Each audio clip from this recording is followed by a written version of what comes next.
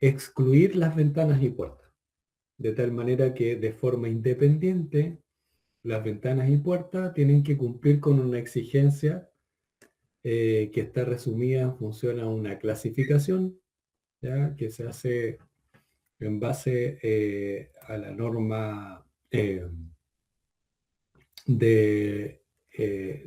¿cómo se llama?, de clasificación, que es la 3296, y que la clasificación se desarrolla en base a los resultados obtenidos del ensayo ejecutado conforme a la norma chilena 3297, ¿ya? Entonces, desde esta perspectiva, la exigencia de clase está definida en función a la zona térmica, ¿ya? Entonces, tanto las puertas como ventanas tienen una exigencia de hermeticidad, que en este caso es en base al parámetro de permeabilidad al aire, que está regulada, ¿cierto?, a través de la ordenanza, cosa que no se desarrollaba de esa manera antes de la actualización. ¿Ya? Antes de la actualización, tanto las puertas como las ventanas no tenían exigencia de permeabilidad del aire, ¿ya? Y eso, bueno, es algo que sí supone una mejora. Ahora, ¿de qué forma yo puedo acreditar que estoy cumpliendo, en este caso, con las exigencias de permeabilidad al aire, tanto de las ventanas como las puertas? Principalmente a través de un ensayo, ya que debe hacerse de acuerdo a las normas 3296 y 97, que son las de ensayo y clasificación respectivamente, entendiendo que siempre todos los ensayos que de alguna u otra manera tienen vinculación con los análisis de condensación, con los cálculos de transmitancia térmica, con la transmitancia térmica en sí, con la hermeticidad al aire, tanto de las viviendas como de las puertas o ventanas o de los elementos constructivos en general, tienen que ser siempre desarrollados por laboratorios oficiales de control térmico, en este caso, del Ministerio de Vivienda y Urbanismo de nuestro país, ¿ya? La otra opción que nosotros tenemos para poder acreditar el cumplimiento normativo es en base a la adopción de una de las puertas o ventanas que están vigentes dentro del listado de soluciones de acondicionamiento térmico, ¿cierto?, que maneja el Ministerio de Vivienda y Urbanismo. ¿Ya? Es lo mismo que en el caso de las soluciones de complejo de muro, de techumbre, de pisos ventilados, ¿cierto? Nosotros nos basta acá con especificar una solución de puerta o ventana que esté en el listado y con eso ya podemos cumplir con la exigencia de acreditación de ese desempeño en particular.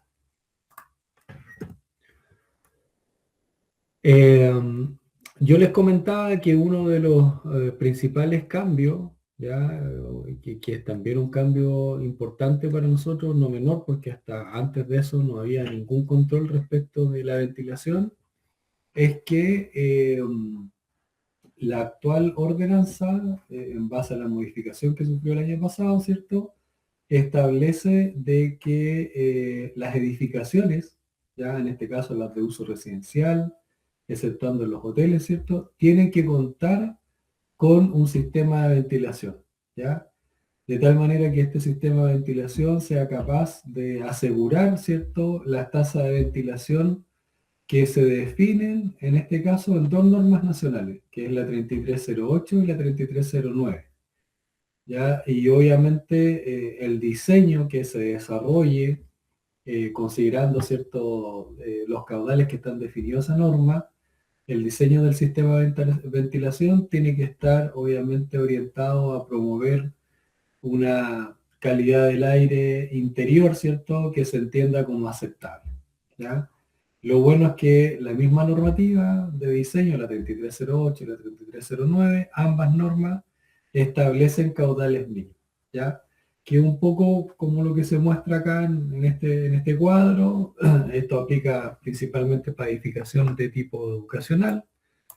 en donde se establecen ciertos niveles de ventilación mínimo, dependiendo del tipo de recinto, dependiendo de la cantidad de personas y dependiendo de la superficie de ese recinto que yo estoy considerando con el sistema de ventilación que yo voy a desarrollar. ¿Ya? Entonces, ahí se da un salto importante porque pasamos de una indicación que estaba en la ordenanza que hacía alusión a que teníamos que tener cierta superficie de ventana practicable, ya se hablaban de porcentajes mínimos en relación a la superficie del recinto que se iba a ventilar, a definir caudales de ventilación, ¿ya? Y en algunos casos proponer sistemas de ventilación. Por ejemplo, en el caso de las viviendas de tipo, o sea, de las edificaciones de tipo residencial, los sistemas que se están utilizando hoy en día consisten básicamente en un sistema híbrido que mezcla la ventilación pasiva a través de aireadores o dispositivos de ventilación que se colocan en los cerramientos o las fachadas de la envolvente mural, ¿cierto?, de la edificación, con la perdón, digo, de extractor mecánico de ventilación en el baño y la cocina, ¿ya? En el caso de ambos, están controlados por un control de higrostato, o sea, la operación de esos extractores es mediante la activación de su funcionamiento, es mediante un control de higrostato, que en principio, de acuerdo a lo que están definidos en algunas fichas de ventilación, está del orden del 60% como el seteo de esa humedad relativa, ¿ya? Um, Eso desde la perspectiva de lo que es la ventilación. Entonces, estas exigencias de alguna u otra manera están reguladas por normas de diseño, ¿ya? Y en el caso de la norma, por ejemplo, 3309, esa norma en realidad aplica a edificaciones residenciales de baja altura, y en el caso de la norma 3308, esa aplica a distintos espacios, distintamente de lo que sea, si son edificaciones residenciales o no, dependientemente de la cantidad de pisos.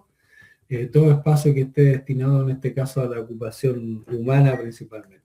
¿Ya? Y en esas normas se definen cuáles son los caudales de ventilación y qué condiciones tienen que tener los sistemas, etc. ¿Ya? Entonces, desde la perspectiva general, ¿cierto? El cambio normativo que se genera, ¿cierto? A través de la actualización de la reglamentación térmica y a través de la implementación de los planes de contaminación, eh, bueno, acá aparece como la sigla como PPDA, que son planes de prevención y descontaminación atmosférica. Ya, eso es lo que establece, eso es lo que significa esa sigla, que es lo que vamos a ver en la siguiente sección, ¿cierto? O sea, en el siguiente punto dentro de esta presentación.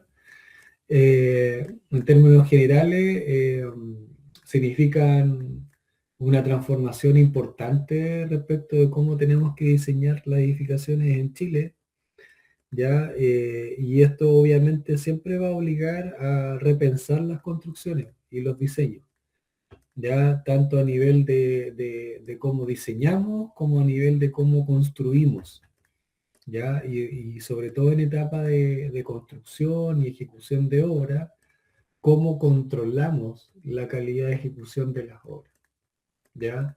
Entonces, de esta perspectiva se hace como un cambio en cómo se enfoca la edificación.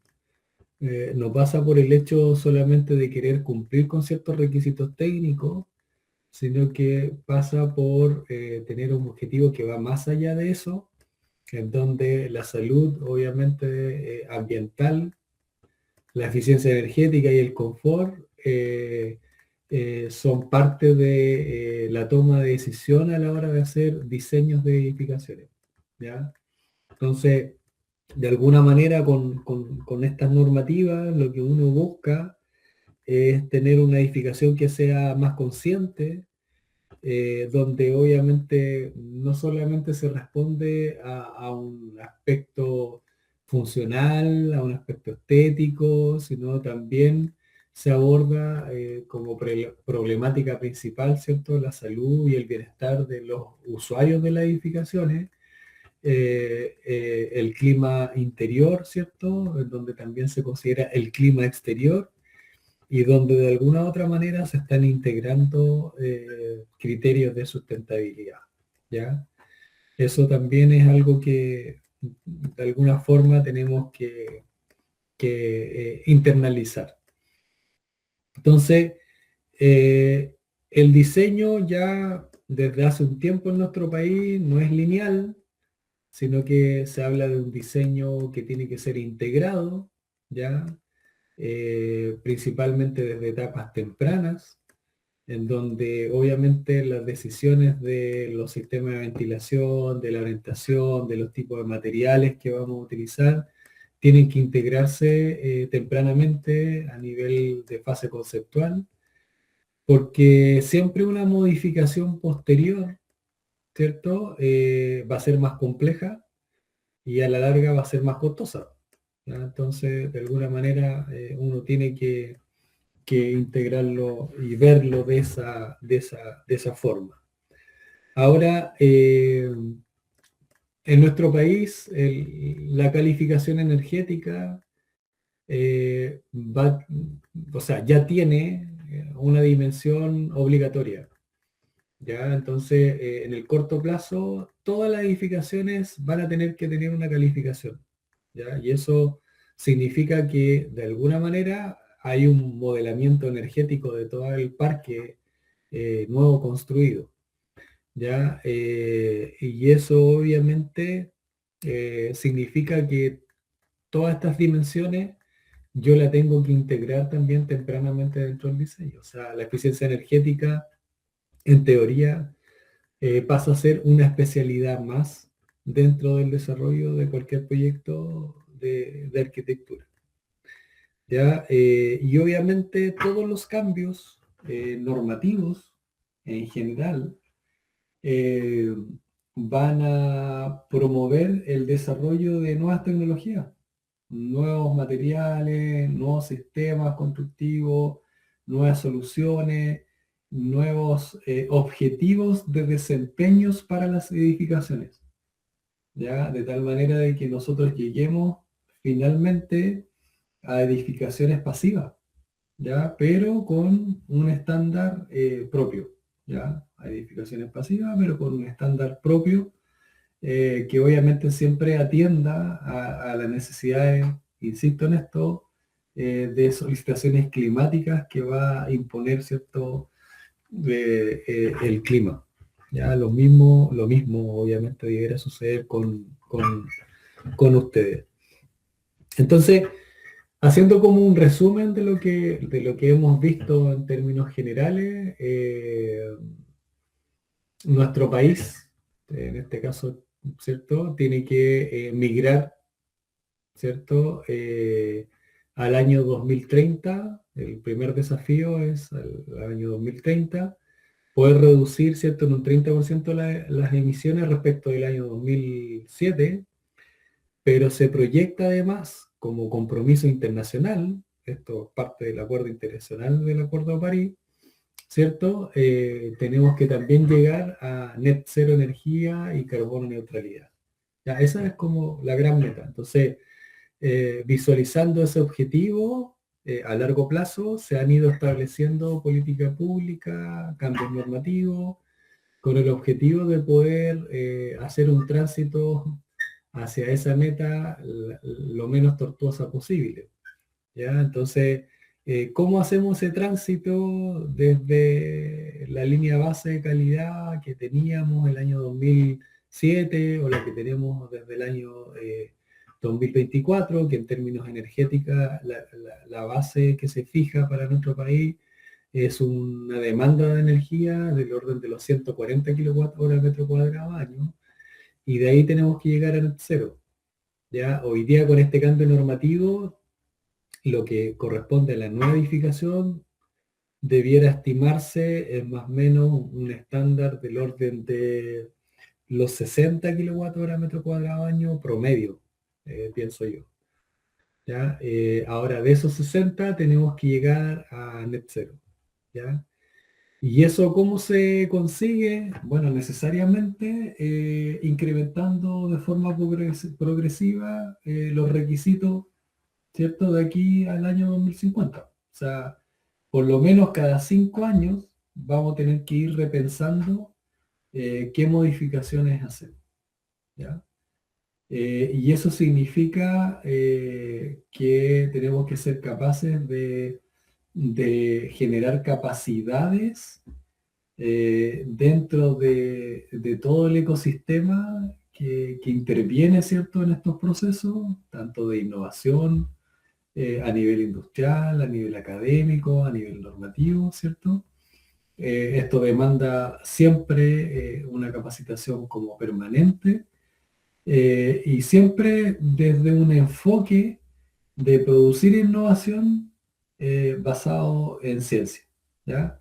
O sea, si cambiamos un estándar, la idea es que exista el fundamento técnico, científico, que garantice que ese proceso de alguna manera eh, se va a llevar de buena forma, ¿ya? Porque la idea es que la sustentabilidad y la eficiencia energética finalmente se perciba no como un problema, me están cambiando los estándares, están haciendo más complicadas las cosas, sino que se perciba básicamente como una oportunidad, ¿cierto?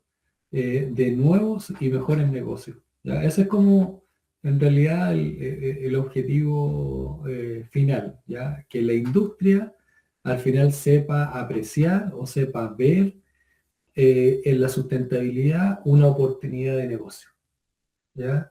Una oportunidad de mejor desarrollo, una oportunidad de innovación también. Bueno, esto resume también un poco lo que hemos ido conversando. Esta imagen grafica cómo ha sido nuestra evolución en términos normativos.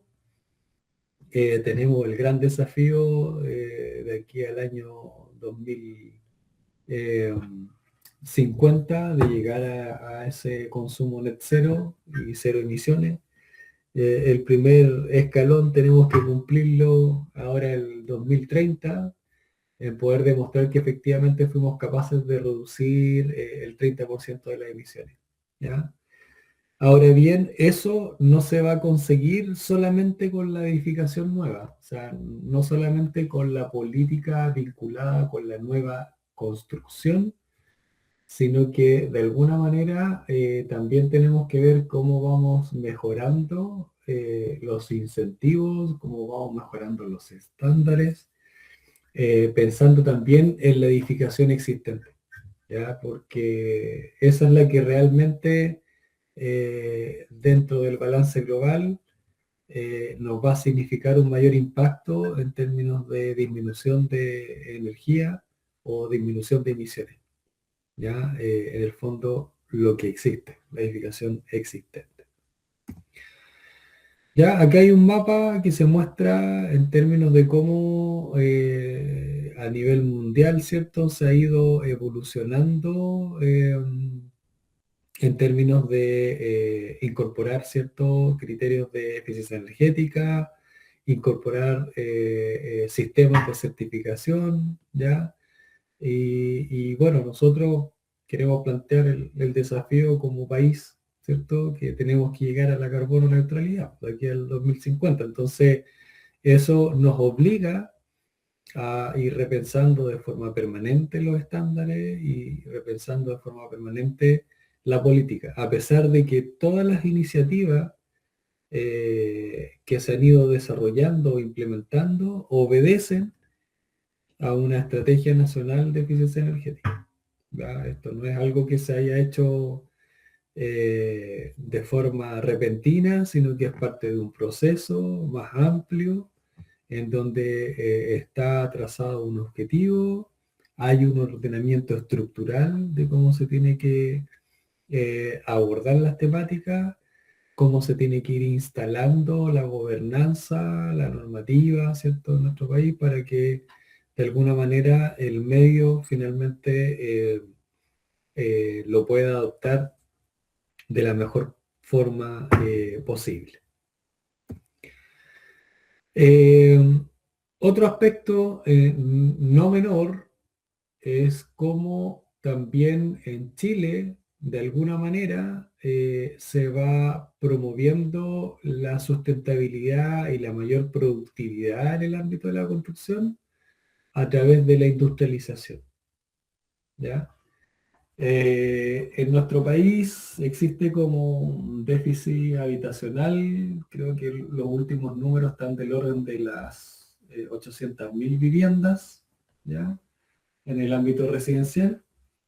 Y eso supone que de alguna manera tenemos que implementar ciertas estrategias que permitan poder suplir, ¿cierto?, ese déficit de la forma más rápida y más efectiva desde el punto de vista de la calidad. Entonces, también como país y dentro de la política de gobierno, se han establecido como algunos criterios como para poder instalar algo que ya está en el fondo andando desde el año 2023, ¿cierto? Instalar y promover la industrialización en la edificación.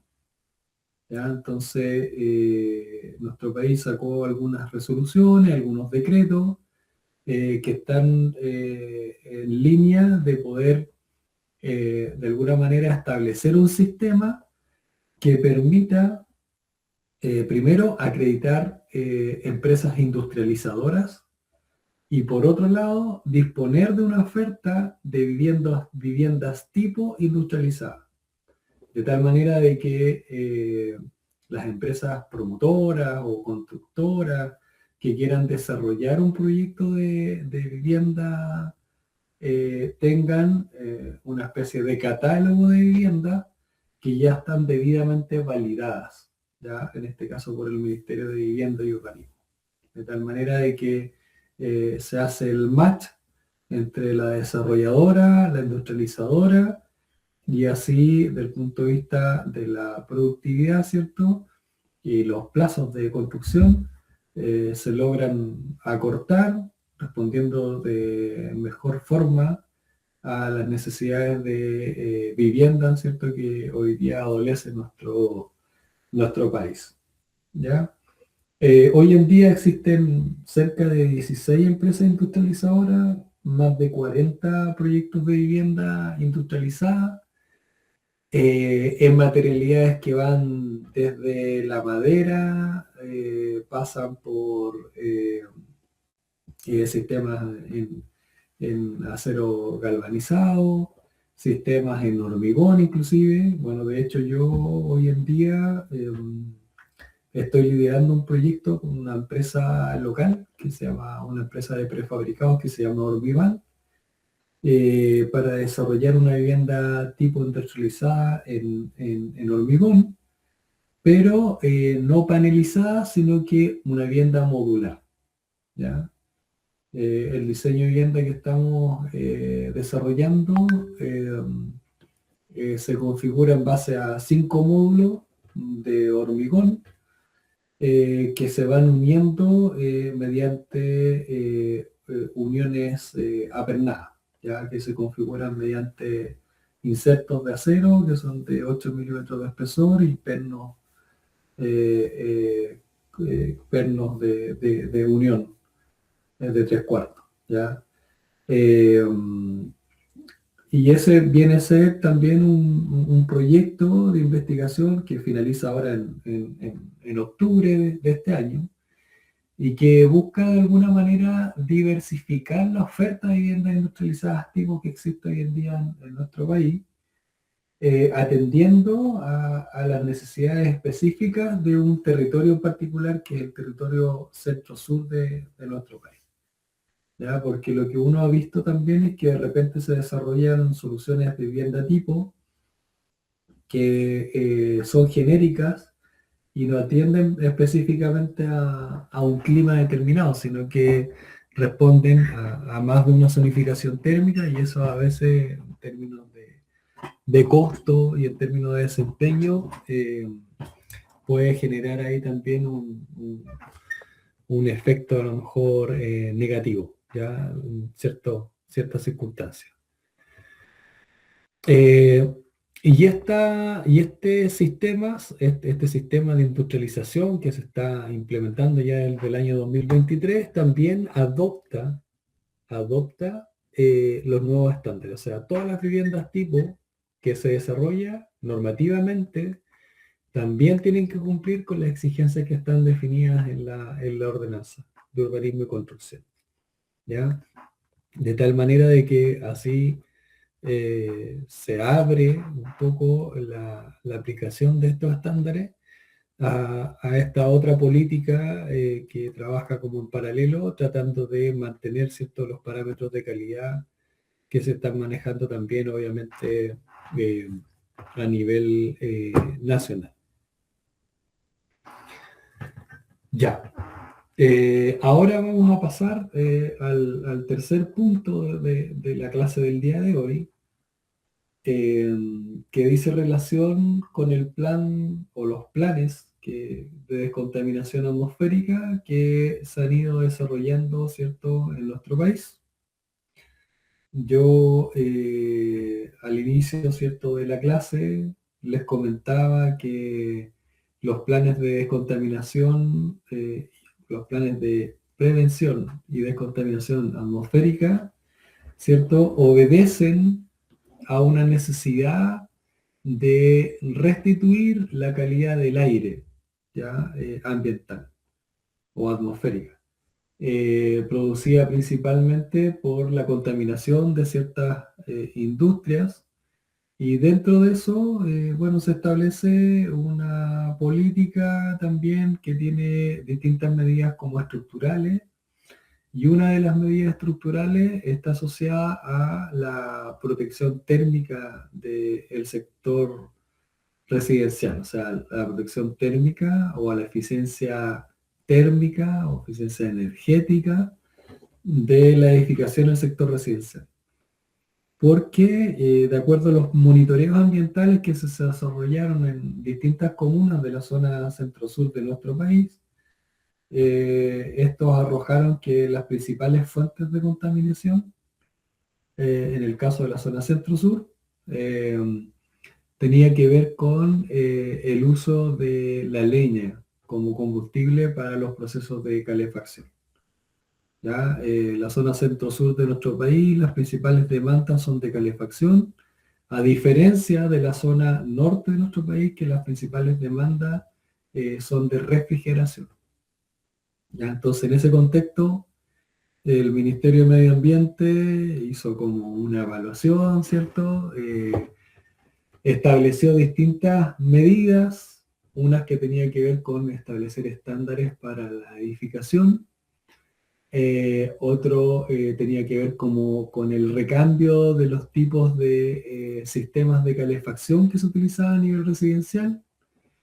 Se fueron cambiando por sistemas más eficientes, menos contaminantes, ¿cierto? En algunos casos bombas de calor, en otros casos estufas a pellet, en otros casos estufas eléctricas, ¿cierto? Eh, pero también el ministerio entendió de que el uso de la leña no lo iba a poder erradicar completamente. ¿Ya? ¿Y por qué no? Porque hoy en día es el combustible más barato que existe para calefaccionar. ¿Ya? Eso por un lado.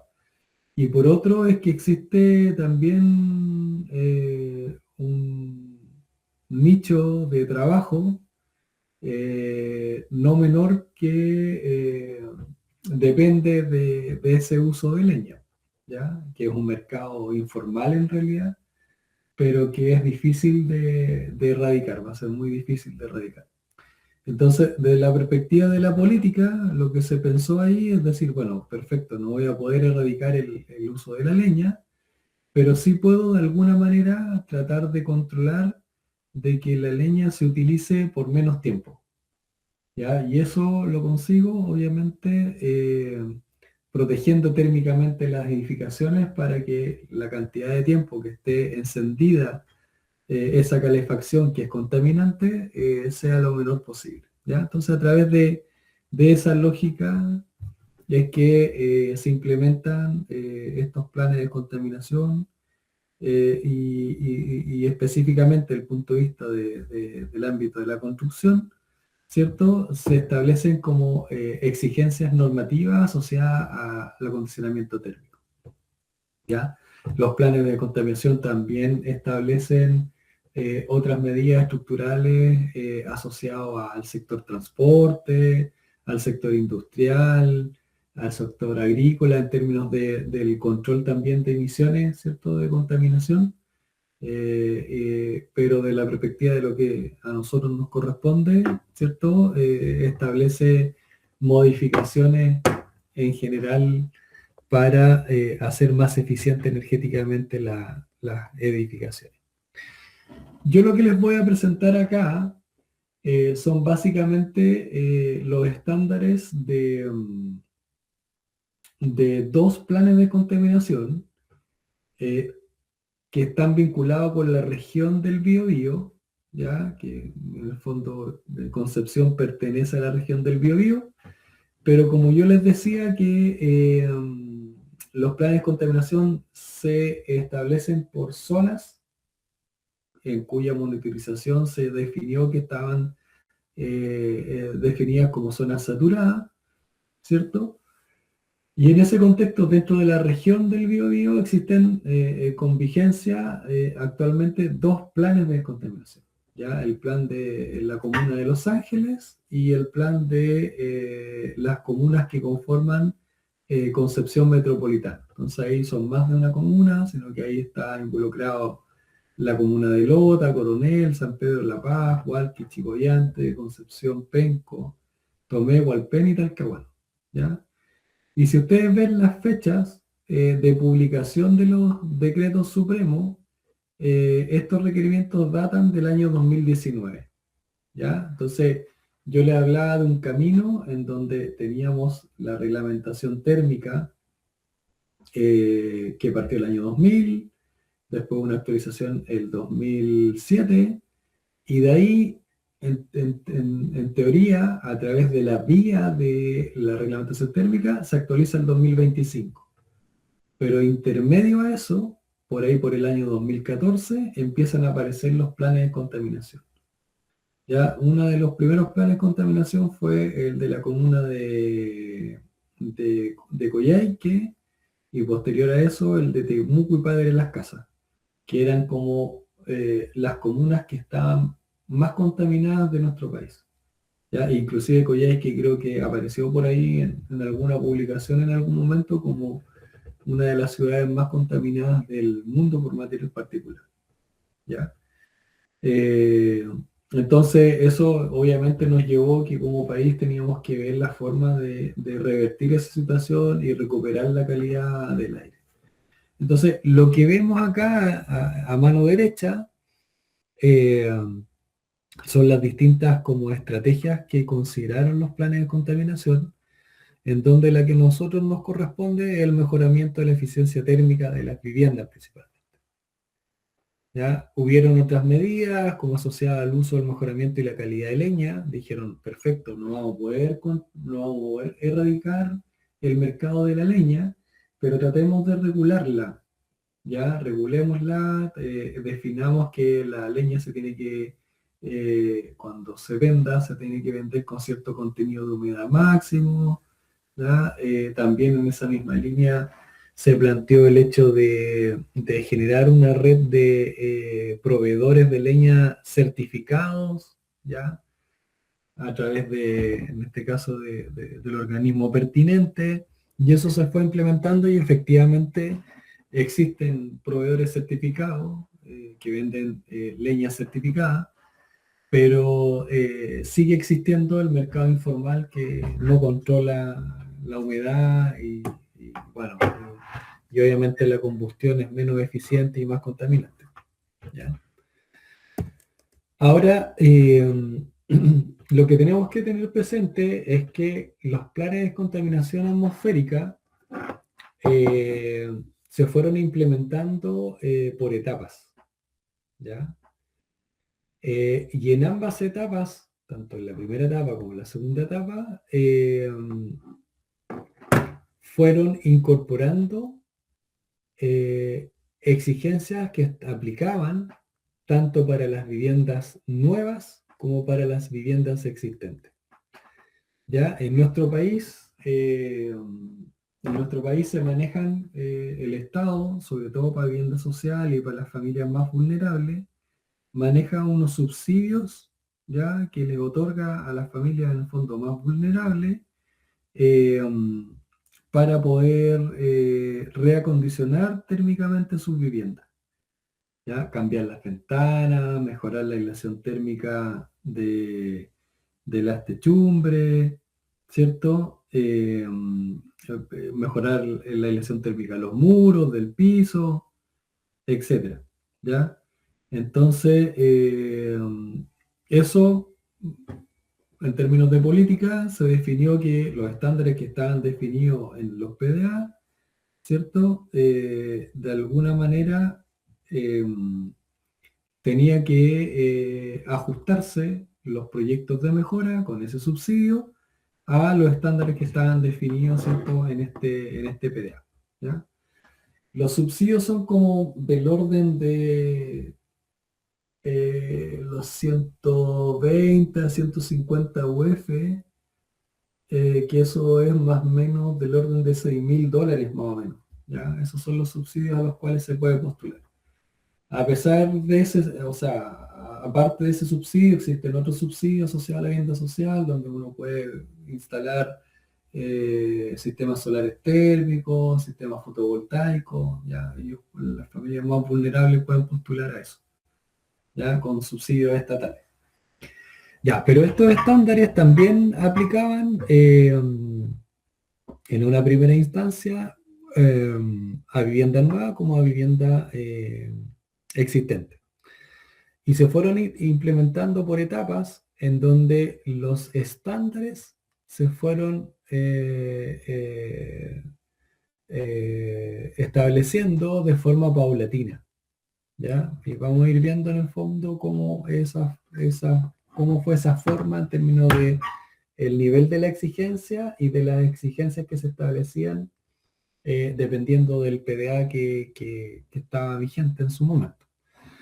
Ahora, en términos de mejoras y cambios, el PDA recoge básicamente las mismas dimensiones que tiene la ordenanza.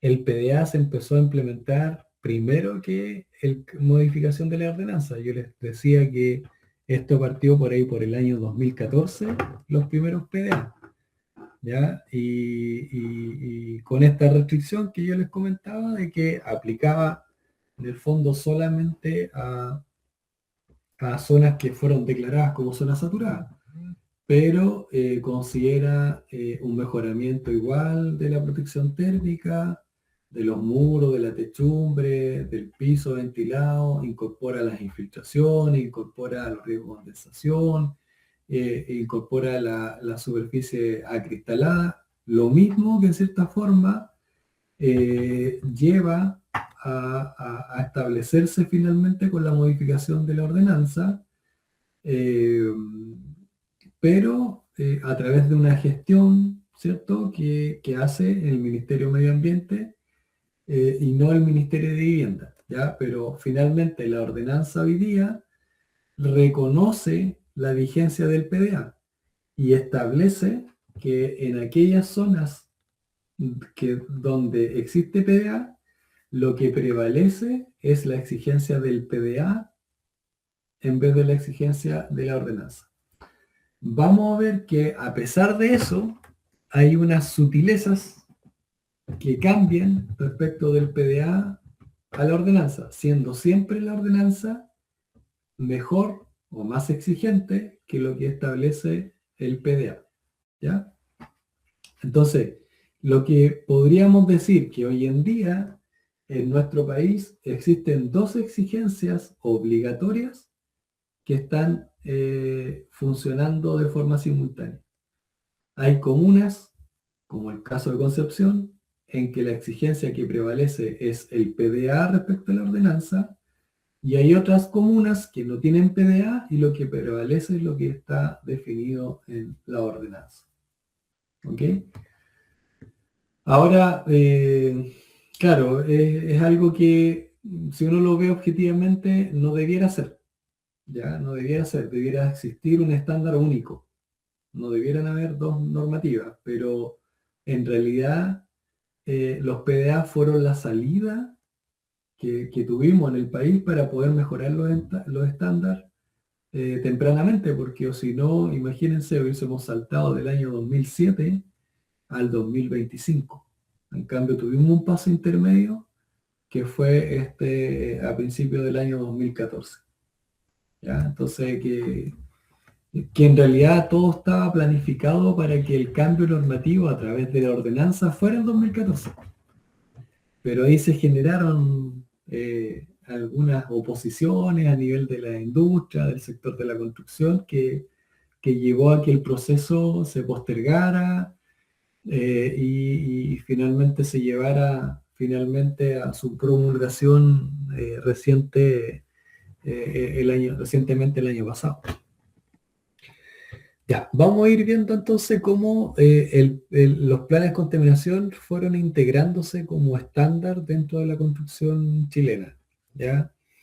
En primera instancia se reguló el mejoramiento térmico de las viviendas, lo que en realidad en términos de estándar aplicaba a los subsidios de recondicionamiento térmico. O sea, las familias que querían optar a estos subsidios de recondicionamiento térmico, las empresas que les prestaran servicio, ya en el contexto de la adjudicación de esos subsidios, tenían que cumplir con los estándares que están definidos acá en las tablas. ¿Ya? Entonces nosotros tenemos ahí dos tablitas, una tabla que está asociada al PDA de Los Ángeles y otra que está asociada a Concepción Metropolitana. ¿Ya? Entonces, si uno ve los estándares, por ejemplo, del Concepción Metropolitano, vemos que las exigencias de transmitancia térmica máxima que estaban definidas tanto para el complejo de techumbre como muro, piso ventilado y puerta, son prácticamente los mismos que están definidos en la ordenanza para efectos de el artículo 4.110. ¿Ok? Pero estos estándares se implantaron en este caso el 2019, ¿ya? A diferencia del cambio normativo en la ordenanza que se hace el 2025. ¿Ok? ¿Ya? En el caso de Los Ángeles, del PDA de Los Ángeles, se da una implementación paulatina. ¿Ya? En una primera instancia se establecen exigencias solamente para techo, muro y piso ventilado, y después de 2 años se incorporaron las exigencias asociadas a las ventanas y puertas. En el caso de ventanas se establece una transmitancia térmica máxima por ventana, ¿ya? Al igual que puerta. Y lo otro es que el piso ventilado sufre una modificación. Por eso están esos tres parámetros esas tres exigencias asociadas a los elementos de piso ventilado, ventana y puerta, marcados con rojo ahí en la tabla. ¿Ya? En el caso del PDA Concepción, en realidad los estándares se aplicaron en una sola vez. ¿Ya? Pero no se establecieron exigencias vinculadas de transmitancia térmica a las ventanas.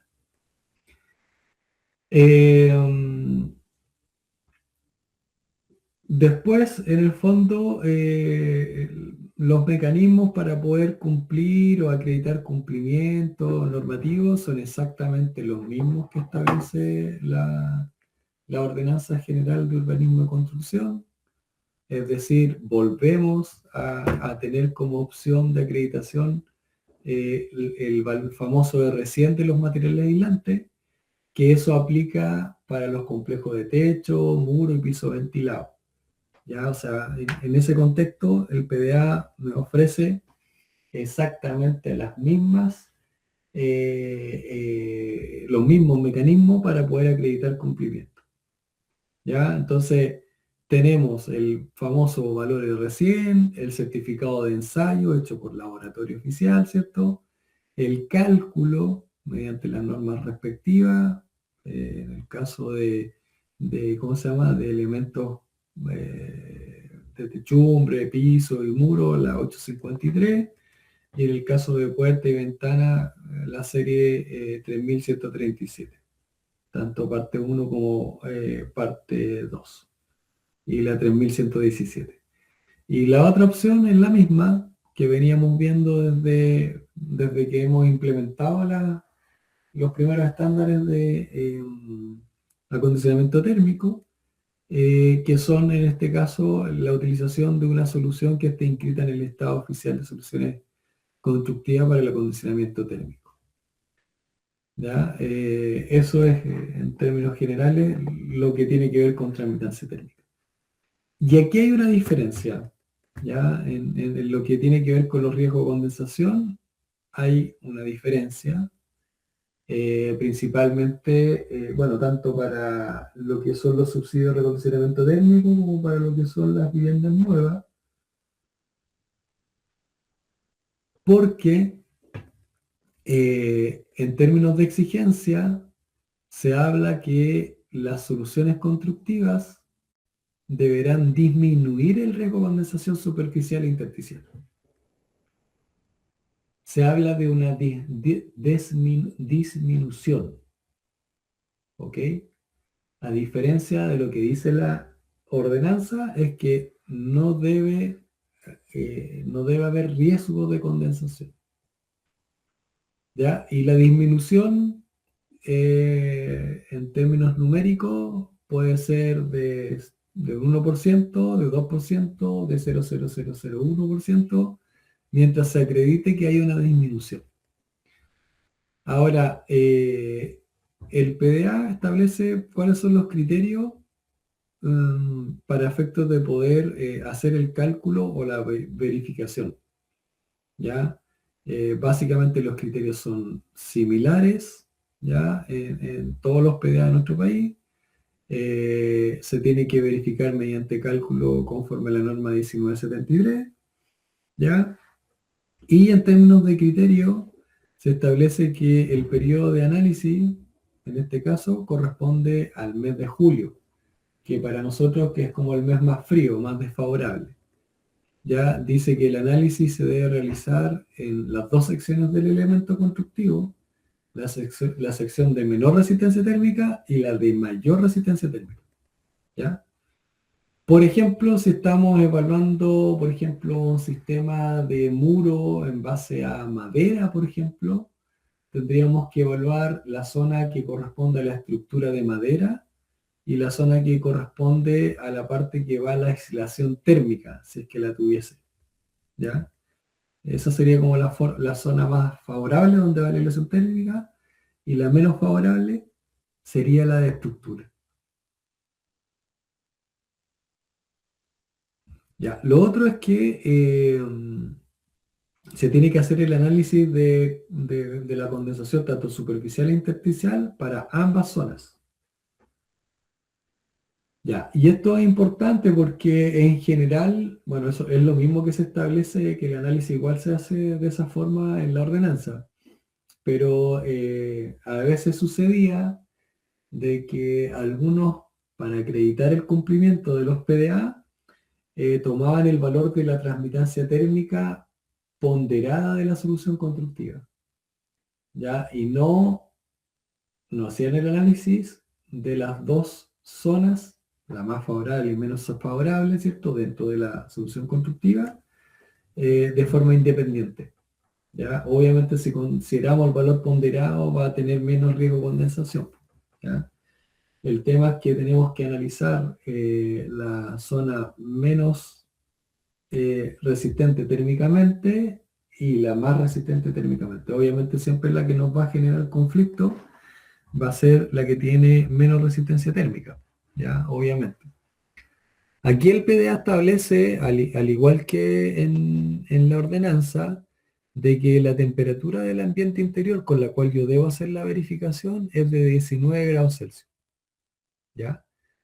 Lo que cambia respecto de la ordenanza es que el PDA establecía, o establece, porque todavía están vigentes los PDA, eh, es que la humedad relativa interior a considerar, ¿cierto? Para efectos del análisis, tenían que ser tres escalones, el de 65%, 75% y 80%.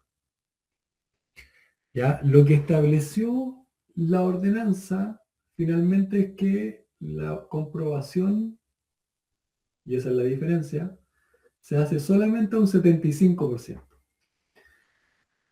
Y en realidad, nosotros como centro de investigación siempre levantamos la observación respecto de este 75% de humedad. Ya, porque aunque ustedes no lo crean, en el fondo, nosotros en procesos de monitorización, en edificaciones, principalmente de vivienda social, que están siendo usadas actualmente, están siendo utilizadas actualmente, hemos detectado humedades relativas interiores por sobre el 80% en algunos casos. ¿Ya? Principalmente aquellas edificaciones que tienen problemas o patologías de condensación. Entonces, el 75 es como un valor que para nosotros sigue teniendo un riesgo, ¿ya? Porque nosotros en Concepción, por ejemplo, tenemos humedades relativas ambientales exteriores altas, ¿ya? En periodos de invierno sobre el 85%, en algunos casos, en algunos periodos, y en verano sobre el 70%. O sea, todo el año tenemos una eh, humedad relativa exterior alta. Entonces, en definitiva, para nosotros, la carga de humedad base que tenemos es alta.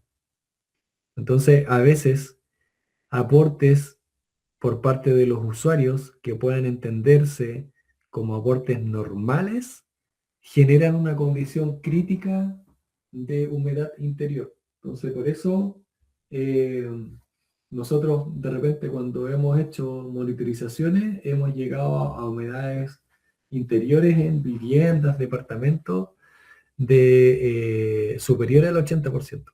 ¿Ya? Entonces, ese es un cuestionamiento que nosotros siempre hemos hecho.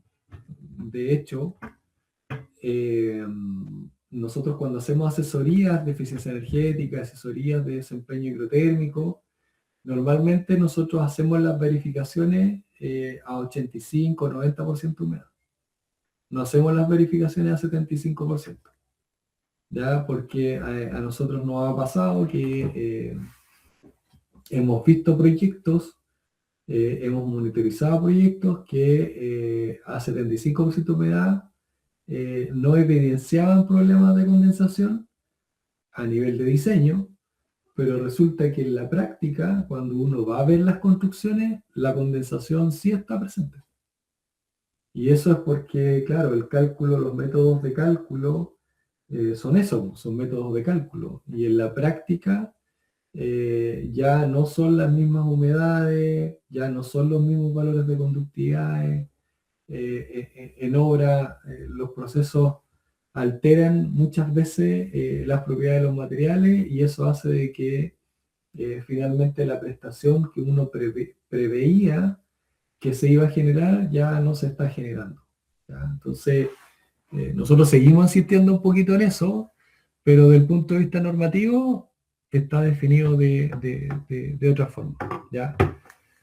Ahora bien, yo creo que en algún momento, cuando tengamos edificaciones que todas las viviendas tienen sistemas de acondicionamiento térmico, que hay un proceso de calefacción que es permanente, cuando se den una serie de otras condiciones, lo más probable es que nosotros seamos capaces de mantener un 75% de humedad dentro de las edificaciones. Pero yo creo que para eso en realidad nos falta todavía camino por recorrer, nos faltan recursos, ¿ya? Y eso tiene un tiempo, ¿ya? No es tan rápido, ¿ya? No es tan rápido. Lo otro es la exigencia que se establece, en este caso, el PDA del punto de vista de las infiltraciones. ¿Ya? El valor es similar, ¿ya? Es prácticamente el mismo que está definido a través de la ordenanza. ¿Cuál es la diferencia? Es que el PDA no establece de que para la determinación nosotros tengamos que obstruir, ¿cierto?, las ventanas y las puertas, ¿ya? Y por otro lado, el PDA no establece, en este caso, la obligatoriedad de hacer el ensayo sí o sí, ¿ya? ¿Y por qué? Porque dentro de las alternativas para poder acreditar el cumplimiento, establece que esto puede ser mediante un certificado de ensayo o mediante especificaciones técnicas, ¿ya? Y las especificaciones técnicas tienen que ver con que el proyecto de arquitectura incorpore medidas de hermeticidad, medidas de sellado asociado a la envolvente, ya sea a través de barreras de aire, ya sea a través de sellos en puertas y ventanas, o que de alguna manera quien proyecta aborde todas las singularidades que de alguna u otra manera pueden influir en la hermeticidad del aire de una edificación. Y eso significa encuentro entre elementos constructivos, encuentro entre fundaciones y muros, encuentro entre muro y techumbre, encuentro entre muro y puertas, muros y ventanas, entre muro y complejo techumbre, ¿ya? Instalaciones eléctricas, instalaciones sanitarias, instalaciones de ventilación, que de alguna manera interrumpen la continuidad, ¿cierto?, de los cerramientos que forman parte del envolvente de la edificación. ¿Ya? Entonces, como que de alguna manera, dentro de todos los aspectos o las singularidades que puedan afectar o determinar o de cierta manera condicionar la hermeticidad del aire y la edificación, tienen que abordarse a nivel de proyecto, ¿ya? Y por otro lado, los PDA establecen que para vivienda existente, de que las edificaciones, ¿cierto?, deben contar con un sistema de ventilación que obviamente garantice la calidad del aire interior. Y en este caso, lo que se establece es que el proyecto de ventilación debe desarrollarse, al igual que lo que define la reglamentación térmica de la ordenanza, de acuerdo a las normas 3308 y 3309. ¿Ya? Lo que sí define de forma explícita es que el sistema de ventilación, de alguna manera, tiene que considerar sistemas mecánicos de extracción de aire, con control hidrostato, en baño y cocina, ¿ya? Pudiendo, de alguna manera, ser las entradas, ¿cierto? Las entradas de aire, las emisiones de aire, pueden ser naturales o mecánicas, ¿ya? O sea, puede ser un sistema 100% mecánico o puede ser un sistema híbrido. Eso es lo que está de alguna manera diciendo. Y dentro de las condiciones que establece dentro del sistema de ventilación, del diseño del sistema de ventilación, es que los recintos dentro de la edificación tienen que de alguna manera comunicarse, estar comunicados. Y quien proyecta, en el fondo, tiene que definir diagramas de flujo, o sea, tener presente de que deben haber recintos por donde ingresa el aire y otros recintos por donde se extrae el aire. Siempre sobre la base de la premisa de que yo debo equilibrar los caudales, es decir, todo lo que ingresa tiene que ser igual a lo que sale. Y que yo de alguna manera tengo que definir, de acuerdo a la orientación, de acuerdo a los vientos predominantes, ya una condición de flujo, ya en donde claramente identifico por qué recinto admito y por qué recinto extraigo. Ahora, de la perspectiva del diseño, siempre yo admito por los recintos limpios y secos y extraigo por los recintos húmedos y sucios. ¿Ya? Esa es como una premisa también que hay desde el punto de vista del diseño de sistemas de ventilación en general. La preocupación del punto de vista del sistema de ventilación también tiene que estar en el sellado de los ductos de ventilación.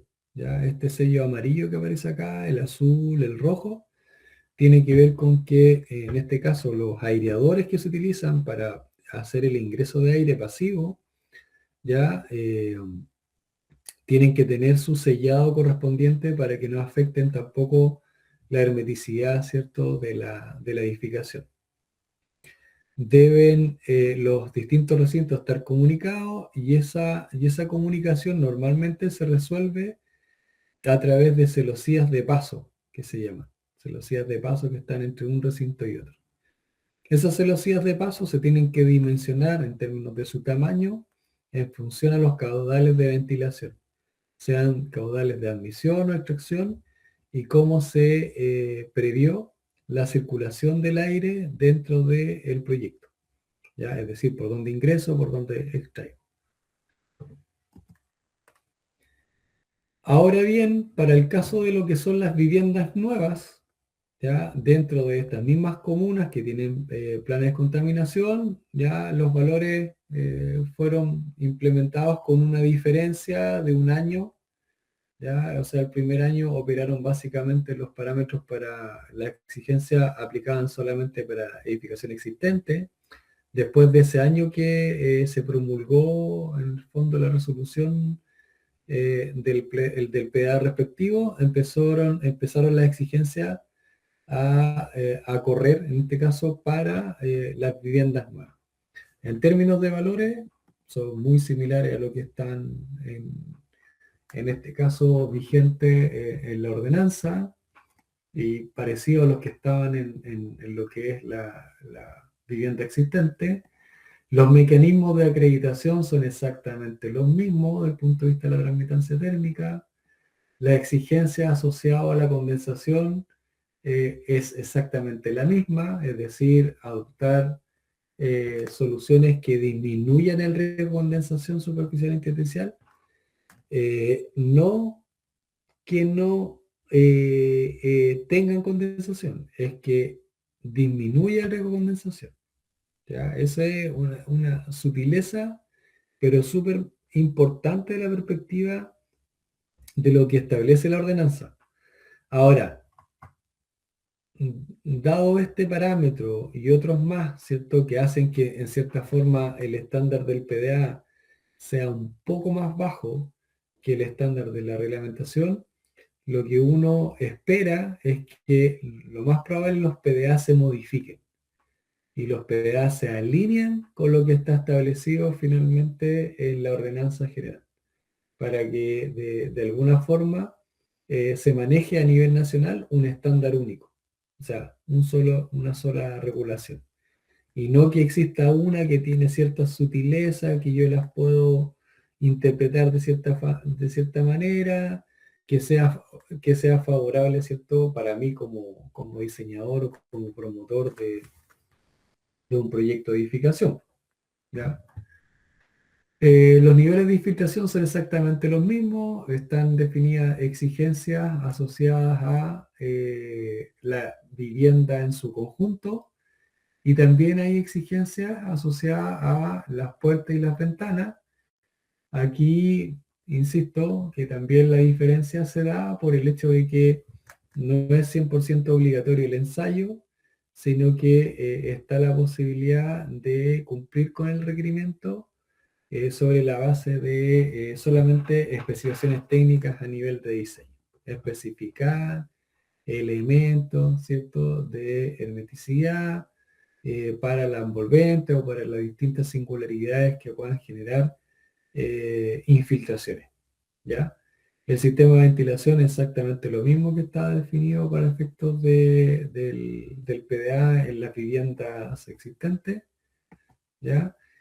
Y acá, al igual que lo que establece la ordenanza, se establece una restricción respecto de los porcentajes de superficie de ventana, de la misma manera en función a su orientación. O sea, considerando dos parámetros, o sea, por un lado la orientación y por otro lado el nivel de transmitancia térmica que posee la ventana. Entonces, la restricción se hace en base a la orientación, a diferencia de lo que era antiguamente la ordenanza, que era un valor global, que es un poco lo que he explicado. Bueno, y acá en este sentido, el mismo PDA y la ordenanza también lo hace, define cómo nosotros determinamos cuando una fachada determinada es orientación norte o es orientación oriente o sur. Define los rangos de grados, ¿cierto? Para que sea considerada en una fachada, ya sea la norte, sur, oriente o poniente. Ya siempre el 0 grados va a estar definido en este caso por el norte geográfico. ¿Ya? Y ahí uno, bueno, tiene que determinar el porcentaje de superficie vidriada que tengo respecto de los paramentos verticales de la envolvente. ¿Cómo acredito en este caso la superficie máxima permitida? Básicamente mediante una memoria de cálculo, pero lo que sí yo debo acreditar en este caso es la transmitancia térmica de la ventana. Y la transmitancia térmica de la ventana yo la puedo acreditar mediante dos alternativas. Uno mediante memoria de cálculo, otro mediante ensayo. Siempre pensando que el ensayo, insisto en eso, tiene que ser realizado por un laboratorio de control técnico oficial del mismo. No puede ser desarrollado por cualquier laboratorio. No puede ser tampoco desarrollado por un laboratorio, no sé, pues, de una universidad que está diseñado solamente para fines académicos y que no pasa por un proceso de acreditación formal. Ya, lo otro tiene que ver con el aislamiento térmico en sobrecimiento, que es exactamente lo mismo que lo que establece la ordenanza, en donde la acreditación se hace mediante el cumplimiento del valor R100, y en este caso yo lo puedo acreditar mediante la incorporación de un material aislante que esté rotulado, ¿cierto?, con el valor R100 de acuerdo a la norma chilena 2251, o mediante la especificación de una solución constructiva para elementos de sobrecimiento que esté dentro del listado de soluciones para acondicionamiento térmico, ¿ya?, que es el que maneja en este caso el Ministerio de Vivienda y Urbanismo.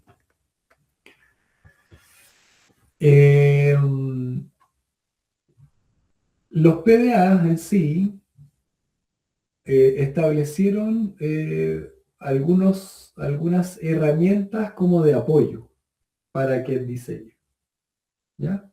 Entonces yo acá voy a mostrar algunas herramientas de apoyo que están desarrolladas para el PDA de Concepción, ¿ya?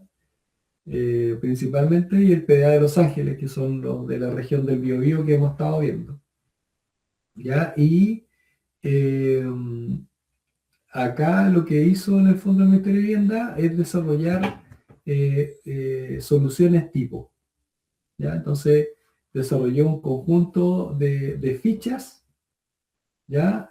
Donde estas fichas en el fondo detallan cómo debiera ser el diseño del elemento constructivo para que pueda cumplir con el estándar del PDA.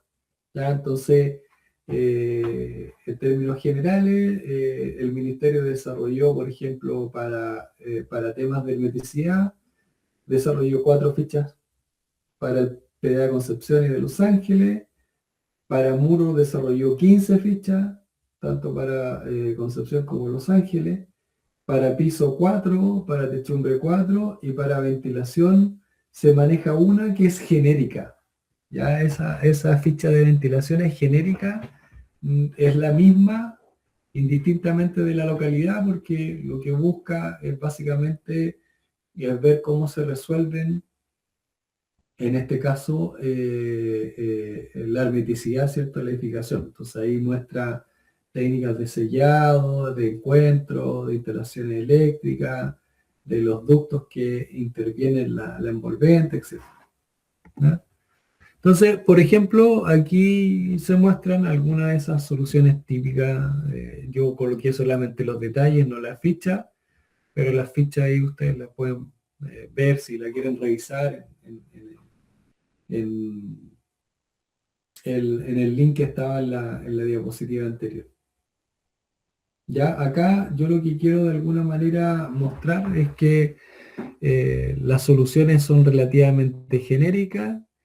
Lo que va cambiando principalmente es el espesor del material aislante, la configuración estructural, los revestimientos interiores, exteriores, es exactamente lo mismo para el PDA de Concepción respecto del PDA de Los Ángeles. Lo que va variando como cambia el valor de transmitancia térmica es el espesor del aislante. ¿Ya? En algunos casos, normalmente en Concepción, va a ser un poquito menor el espesor que el que vamos a tener en Los Ángeles, porque en Los Ángeles la condición de transmitancia térmica es 0,45 en el caso, por ejemplo, de los muros, y en el caso de Concepción es 0,6. Entonces puede haber una diferencia entre 10 a 20 milímetros entre el material aislante que yo voy a tener en una zona u otra. ¿Ya? Y eso aplica tanto para el complejo de techumbre, como para el complejo de muro, como para el complejo de piso ventilado y también para el valor de R100. ¿Ya? En Los Ángeles el estándar es más exigente, y eso que está en la misma región, ¿cierto? Que el estándar que está definido en este caso para Concepción. ¿Ya? No obstante, los dos son buenos desde la perspectiva térmica, ¿ya? O sea, un valor es 0,6 para muro y otro es 0,45, o sea, estamos hablando de que la diferencia no es tan significativa como sí lo fue el cambio que introdujo la ordenanza nueva respecto a la antigua o el PDA respecto de la ordenanza antigua. ¿Ya? Ahí hay un cambio importante desde el punto de vista de cómo manejamos la protección térmica e hidrotérmica de los elementos constructivos. Yo también les quiero mencionar que como herramienta de apoyo, ya aparte de las fichas, ¿cierto? Que les mostré recién, ya que en realidad mostré un poco los detalles constructivos, pero la ficha en sí ustedes la pueden descargar ahí de la página web. El Ministerio también desarrolló herramientas de apoyo, ¿ya? Y todas las herramientas de apoyo que desarrolló para efectos de hacer cálculo son herramientas que se abordaron a través de aplicativo Excel, ¿ya? Entonces son de fácil utilización y son herramientas que son gratuitas, o sea que uno las puede descargar de la web, pero obviamente tienen cargada bases de datos de materiales locales, clima local, entonces la aplicación es más bien de carácter nacional en Chile, ¿ya? No obstante, las herramientas en algunos casos permiten cargar materiales nuevos, no así clima. Entonces ahí hay un proceso como de adaptación, ¿cierto? A otras realidades climáticas que habría que hacer si uno quiere utilizarla en otros climas. ¿Ya? Pero la herramienta en sí, como tal, no permite el cambio de clima. ¿Ya? Pero se puede tener una base de cómo funciona la herramienta, que es un método simplificado. En el caso de la condensación, es una de las herramientas, considero yo, que más ayuda. ¿Ya? Porque el cálculo de condensación, de acuerdo a como está definido en la norma chilena de 1973, es súper complejo. ¿Ya?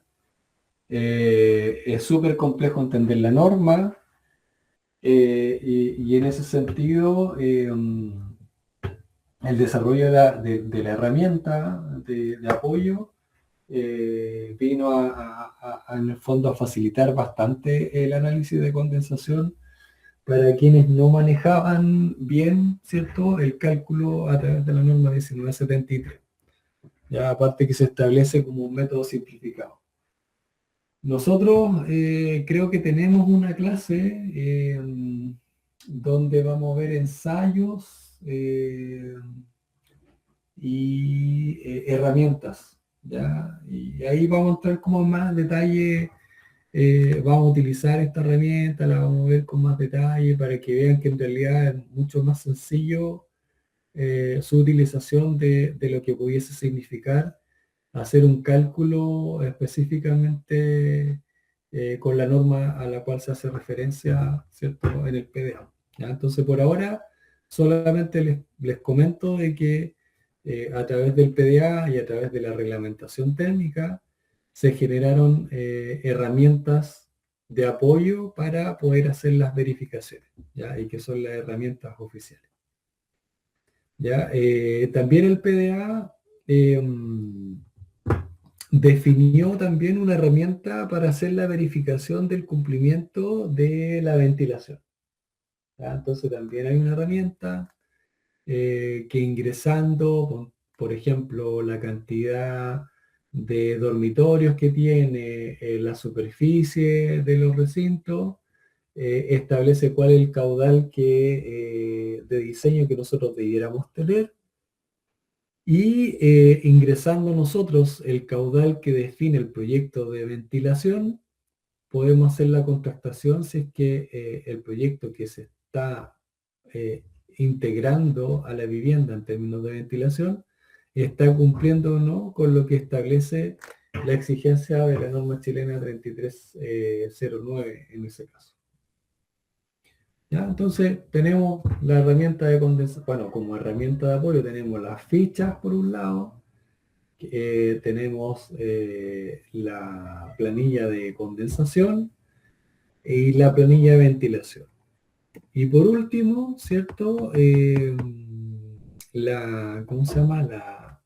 Los PDA, tanto los PDA como la ordenanza, también entregan esta herramienta para poder calcular la transmitancia térmica de las ventanas, ¿ya? Que también son aplicaciones súper sencillas de utilizar, súper prácticas, que en realidad, si uno hace el análisis respecto de lo que habría que hacer, si tenemos que calcularlo de acuerdo a las normas correspondientes, va a ser más complicado para nosotros hacer el cálculo que hacer la utilización de las herramientas.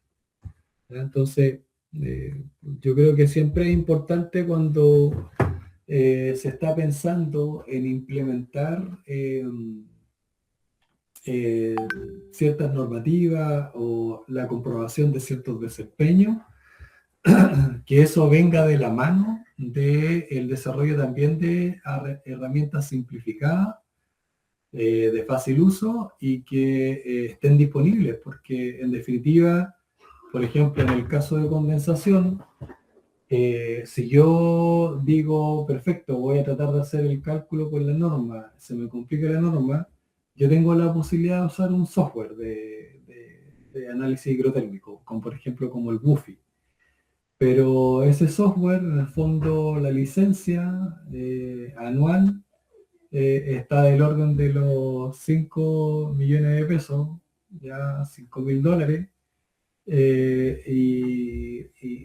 y se transforma en algo insostenible, pues. Si yo quiero hacer asesorías como pequeñas, en el fondo lo que puedo cobrar por honorarios asociados al proceso de verificación o asesoría, lo más probable es que no me dé tener, si estoy haciendo adquisición de software más complejo.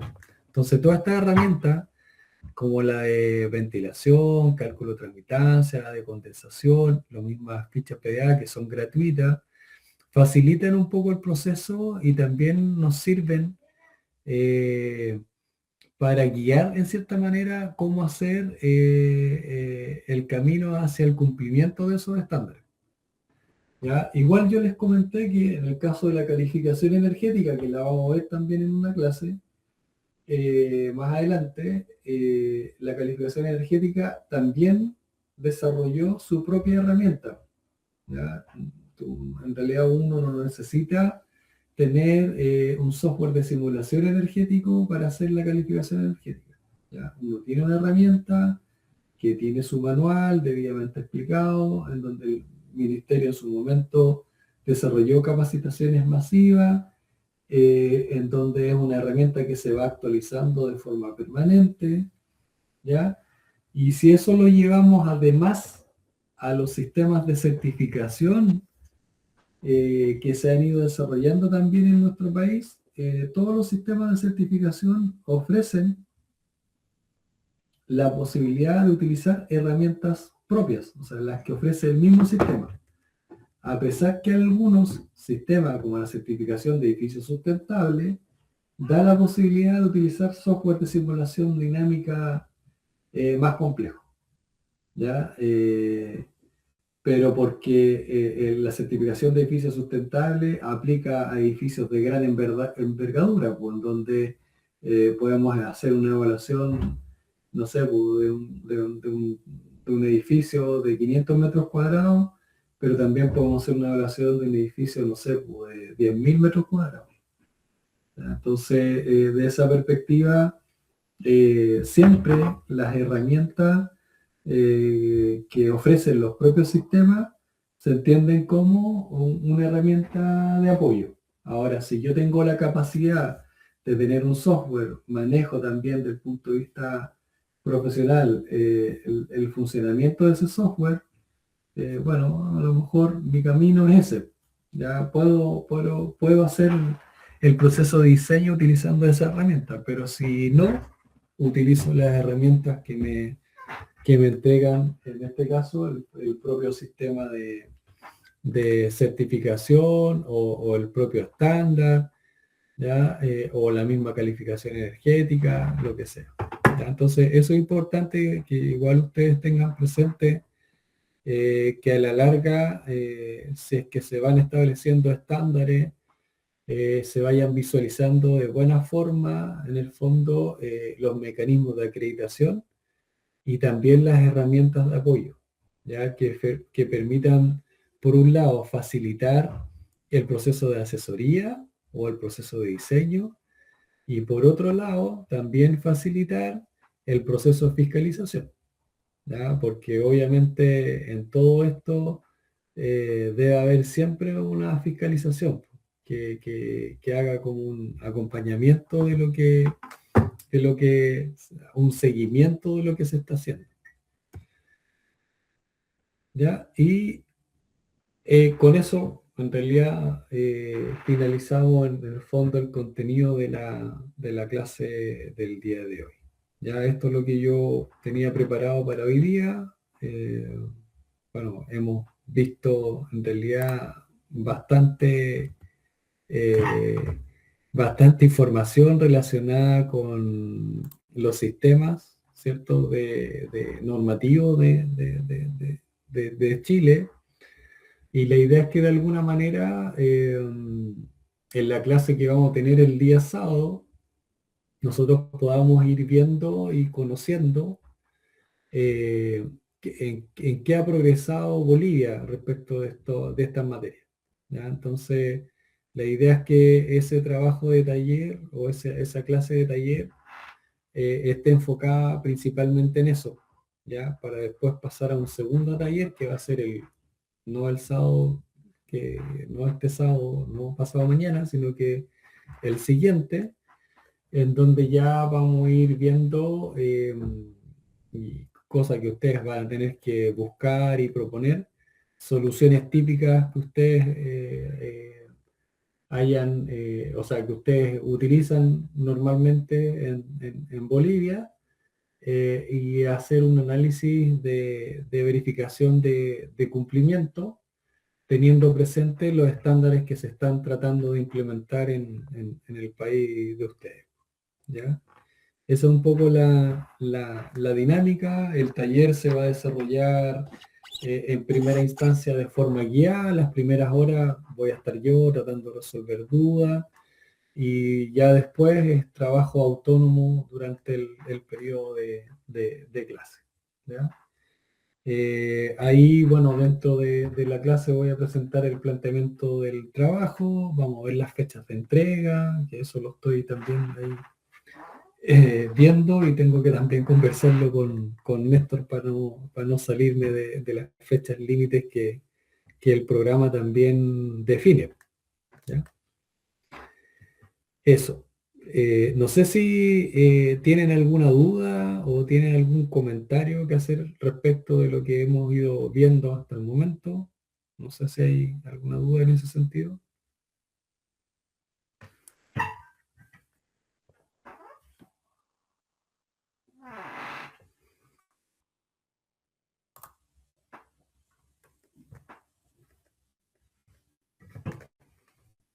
No, no hay dudas. Ya, perfecto. Entonces, si no tenemos duda, dejamos la clase hasta acá por el día de hoy y bueno, nos encontramos nuevamente el sábado. Estén atentos porque, bueno, yo subo normalmente la presentación en la plataforma, pero igual lo voy a hacer en el grupo de WhatsApp para que puedan tener acceso de forma más inmediata, ¿ya? Que estén bien, que tengan un buen descanso y nos vemos el sábado, ¿ya? Hasta luego. Gracias. Hasta el sábado. Hasta luego, profesor.